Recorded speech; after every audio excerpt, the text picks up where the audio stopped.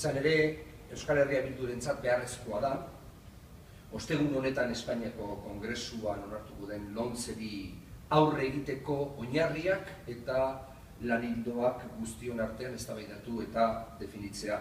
Eta zentzu honetan baita Euskal Autonomia Erkidego honetako legebiltzarrean ere iruditzen zaigu beharrezkoa eta premiazkoa dela. Hain zuzen, lomceri nola aurre egingo diogun neurriak jartzeko.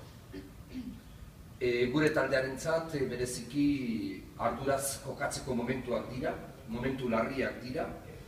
Izan ere Madrileko Rajoyren gobernuak erasoa bata bestearen atzean, bata bestearen atzetik dakarkigu, eta momentua da guztiok batera hezkuntzako eragile guztiek datorren larunbatean manifestazioa antolatu duten eragile guztiak eta hasia daukaten elkarlan bidea babesteaz gain, hau da, non irakasleak, non gurasoak, non ikasleak, non irakasleen ordezkariak antolatu duten, garaia da baita ere legebiltzar honetatik ekarpenak egiteko.